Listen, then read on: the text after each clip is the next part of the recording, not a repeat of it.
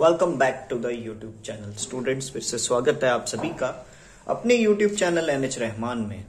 अब इन सवालों का जवाब देने का अभी तो समय नहीं है कि मैं इतने वक्त से वीडियो क्यों नहीं डाल रहा हूं और क्या वजह है, क्यों नहीं अपलोड हो रही है। खैर, लेकिन ये वजह थोड़ा जो प्रॉब्लम चल रही थी वो थोड़ा सा सॉर्ट आउट हो गई। लेकिन हम लोगों ने अपना पुरानी सीरीज को दोबारा से चालू की है।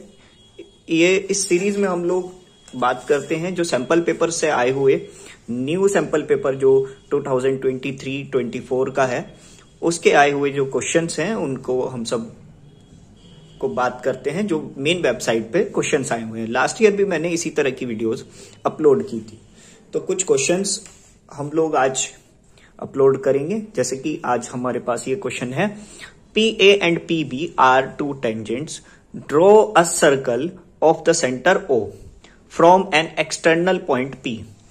तो PA ये एक लाइन जा रही है PA और दूसरी है PB, दोनों टेंजेंट हैं। क्वेश्चन ने हमें दे रखा है यहाँ पे कि PA और PB टेंजेंट्स हैं। उसके बाद हमारे पास ये भी गिवन है कि O आपका सेंटर है, एन एक्सटर्नल पॉइंट P और ये एक्सटर्नल पॉइंट P, एक्सटर्नल यानी बाहर, कोड AB ठीक है ना, कोड AB हमें गिवन है, makes of 30 degree with radius. अब AB जो है वो रेडियस के साथ 30 डिग्री बना रहा है। रेडियस आप ये सेंटर है तो OA और OB रेडियस होगी, जाहिर सी बात है। तो AB रेडियस के साथ एंगल बना रहा है, यानी हमारा जो एंगल है वो 30 डिग्री यहां पर हुआ, ठीक है ना। अब क्योंकि रेडियस इक्वल होती है तो हम यहां पे भी 30 डिग्री मेंशन कर सकते हैं, ये भी 30 डिग्री हुआ। उसके बाद ये कह रहे हैं at the point of the contact if the length of the code is 6 centimetre. अब कोड की हमें लेंथ जो बताई है वो हमें 6 सेंटीमीटर बताई है, ठीक है ना। 6 सेंटीमीटर हमें कोड की लेंथ बताई है और ये कह रहे हैं find the length of PA and the length of OA। तो गिवन और प्रूफ में क्या क्या है मैंने सब लिख दिया। OAB हमारा 30 डिग्री है, AB हमारा जो है वो 6 सेंटीमीटर है, ये भी यहां पे मेंशन नहीं किया लेकिन कर देते हैं कि AB जो है वो 6 सेंटीमीटर है। हमें प्रूफ करना है AP यानी ये PA या OA, ये दोनों हमें फाइंड आउट करने हैं। तो कैसे करेंगे, किस तरीके से करेंगे? सबसे पहले तो हम लोग क्या करेंगे, यहां पर एक लाइन ड्रॉ करेंगे, ठीक है। लाइन ड्रॉ करेंगे तो एक चीज आपको पता होगा, तो मैं दूसरे पेपर पे दिखा देता हूं कि एक आपको सर्कल के ऊपर हमारे चैनल पर वीडियोस अभी क्योंकि लेक्चर्स वगैरह वीडियोस नहीं अपलोड हैं, लेकिन तो क्या हुआ, हम लोगों को सर्कल चैप्टर आता तो है, तो सर्कल से रिलेटेड हम लोग क्वेश्चंस जो हैं वो अपलोड करते रहते हैं। तो आप लोगों ने 9th क्लास में एक थ्योरम पढ़ी होगी। तो थ्योरम ये थी कि सर अगर कोई कोड जाती है और सेंटर से आने वाली लाइन उसके ऊपर बाइसेक्ट करती है, ऐसे वो करती है, तो ये एक तो बाइसेक्ट कर देती है ना। दूसरी चीज हमने इस क्लास 10th में भी एक थ्योरम पढ़ी थी। उस थ्योरम में ये था कि रेडियस जो है हमेशा टेंजेंट लाइन के साथ 90 डिग्री का एंगल बनाती है। अब अगर देखा जाए तो सर मैं अगर यहां पे ध्यान से देखूं तो ये एंगल जो है पूरा का पूरा वो 90 डिग्री होगा क्योंकि ये थ्योरम है। और सर अगर ये लाइन हम सीधी खींच देते हैं, ठीक है, ये लाइन हम सीधी खींच देते हैं, तो मेरे पास यहां पर सेट स्क्वायर है, जो क्योंकि मेरे बजट में अभी भाई स्केल नहीं था तो आसपास सेट स्क्वायर मिला तो सेट स्क्वायर का ही यूज कर रहा हूं। आप लोगों के पास अगर स्केल हो तो स्केल का यूज करें। तो ये बन गया। तो सबसे पहली बात मैं यहां पे लिखूंगा ड्रॉ ए लाइन PO, ठीक है, लाइन हमने PO ज्वाइन कर दी है। उसके बाद मैं लिखूंगा मैंने कहा सर देखिए एंगल PA और इस पॉइंट का कुछ नाम दे देते हैं। इस पॉइंट का नाम हम अपनी साइड से रखते हैं, कुछ भी रख सकते हैं जैसे कि M। तो इस पॉइंट का नाम हमने PAM। एंगल PAM कैसे निकलेगा? मैंने कहा एंगल OAP में से माइनस कर दीजिए एंगल MPA। तो OPA 90 डिग्री है, हमें ये पता है OPA 90 है, और MPA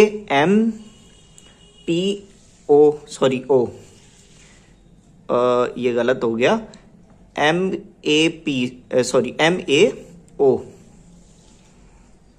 MAO यानी ये हमारा जो एंगल OAB था, तो ये हमने 30 डिग्री यहां पे माइनस कर दिया। ऐसे करने पर ये 60 डिग्री हमें यहां पे प्राप्ति हो गई, 60 डिग्री की। दूसरी चीज है यहां 90 डिग्री है, तो सर ये 6 सेंटीमीटर था ना, और थ्योरम क्या पढ़ी थी कि जब ये परपेंडिकुलर गिरता है तो ये 90 डिग्री बनाता है। 90 डिग्री बन गया, इसका मतलब ये बाइसेक्ट हो गई लाइन। ठीक है, तो मैं लिखूंगा अगर सर OM परपेंडिकुलर है किस पर? AB पर, यानी AM जो है वो इक्वल हो जाएगी किसके?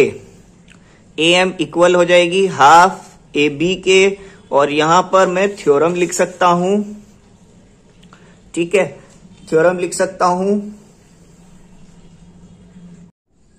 लिखेंगे perpendicular from the centre bisect the code. Perpendicular from the centre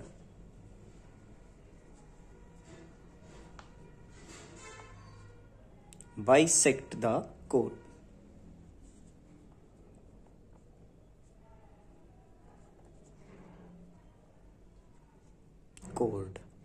ठीक है, और यहां पे हमारा ये जो AM है, क्योंकि AB हमारा पूरा का पूरा हाफ इंटू AB हमारा 6 सेंटीमीटर था, तो AM जो है हमारा वो आ जाएगा हाफ, 2 1 जा 2 3 जा, तो ये 3 सेंटीमीटर आ जाएगा। ठीक है, अब क्योंकि यहां स्पेस नहीं है, मैं दूसरे पेज पे शुरू करता हूं लिखना। ये चीज हमें पहले से मेंशन करनी पड़ेगी कि एंगल OAP हमारा 90 डिग्री है, तो यहां पे मेंशन करना पड़ेगा OAP इक्वल्स टू 90 डिग्री। अगर इसने पूछा कि कैसे, तो हमें आपको पता होगा कि रीजन हमें देना पड़ता है। तो मैं कहूंगा angle between tangent and code, sorry radius. ठीक है, तो ये रीजन हमें देना पड़ेगा। उसके बाद आप जरा ध्यान से देख सकते हैं, मैं बोलूंगा, मैंने कहा देखिए PA इक्वल्स टू PB होगा। ठीक है, आप बोलोगे सर ये कैसे हुआ? भाई ये भी आपने पुराने समय से, मतलब सर्कल की थ्योरम में जो इस साल आपने पढ़ी, उसमें हमने ये भी पढ़ा था कि दो टेंजेंट्स आपस में जब एक सिमिलर सर्कल पर टकराती हैं इस पॉइंट पर, तो वो दोनों टेंजेंट्स इक्वल होती हैं। तो हम बोलेंगे कि टेंजेंट्स लाइज, ठीक है, tangent lies to a circle from an external point.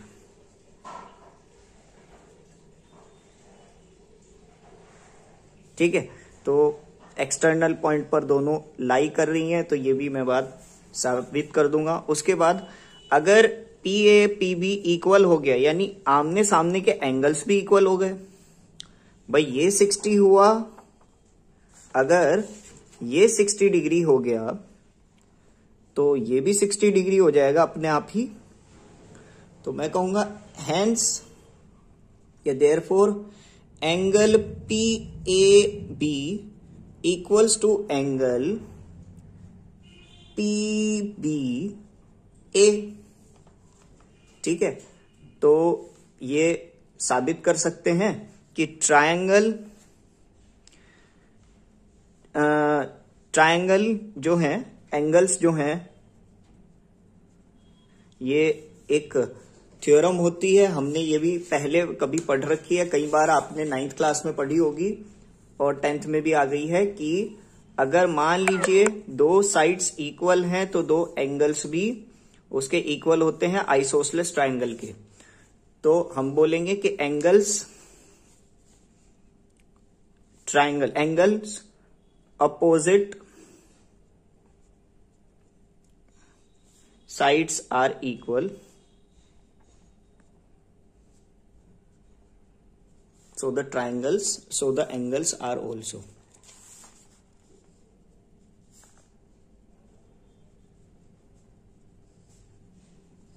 यहां तक क्लियर हो चुका होगा। ठीक है, अब हम इस पूरे ट्रायंगल को ले रहे हैं। कौन सा ट्रायंगल? PAB। मैं बोलूंगा in triangle PAB angle PAB plus, ठीक है, PAB प्लस ABP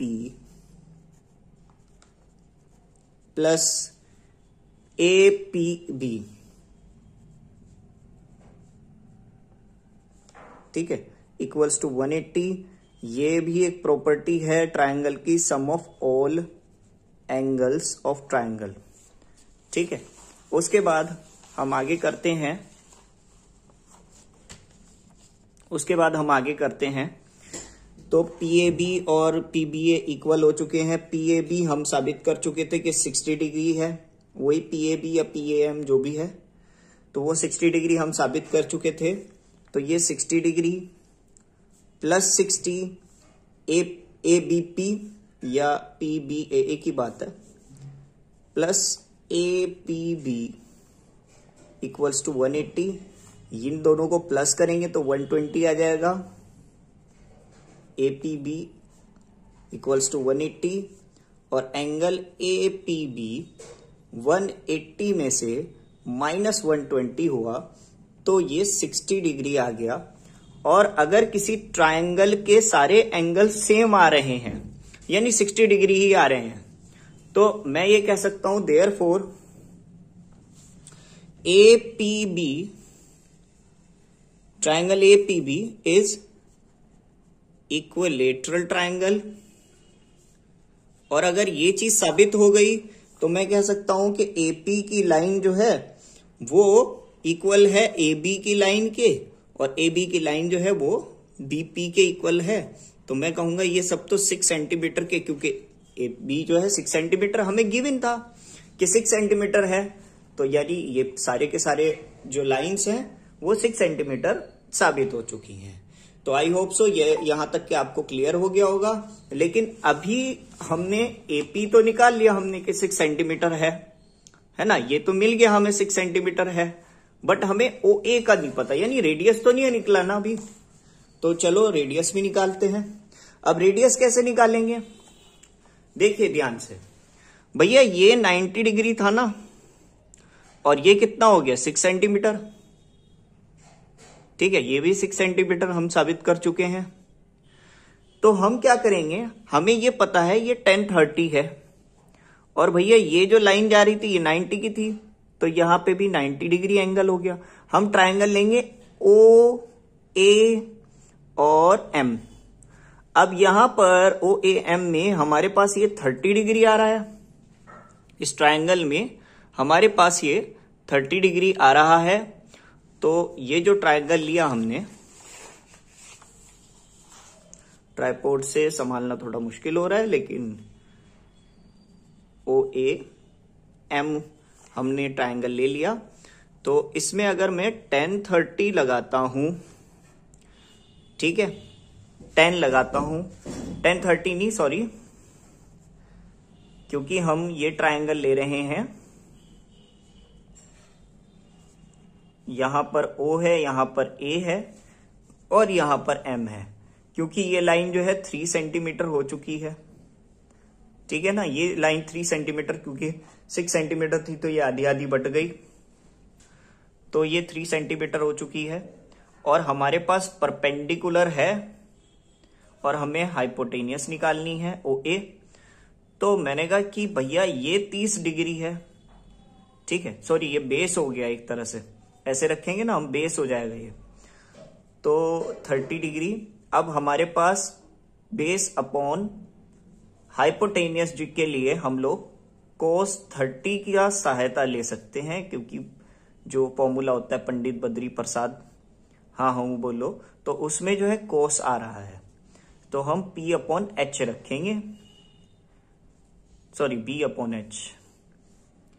बेस हमारा 3 है और H हमारी हाइपोटेनियस है, और cos 30 हमारा होता है √3 अपॉन 2, तो H इधर चला गया, 3 इंटू 2 अपॉन √3 हुआ, और ये आया 6 अपॉन √3, यानी OA।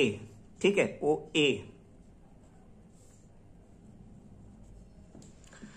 ठीक है ना बच्चों, यहां तक के क्लियर हो गया होगा आपको। लेकिन हम रूट को नीचे नहीं रखते, तो 6 अपॉन √3 मल्टीप्लाई बाय √3 अपॉन √3, यानी ये आ चुका है 6 √3 अपॉन 3, यानी 3 1 जा 3, 2 √3। ठीक है, आई होप सो ये सब क्लियर हो गया होगा क्वेश्चन आपको। तो 2 √3 हमारा रेडियस आ चुका है और हमारी टेंजेंट भी निकल चुकी है। तो ये क्वेश्चन आप पूरा नोट कर सकते हैं।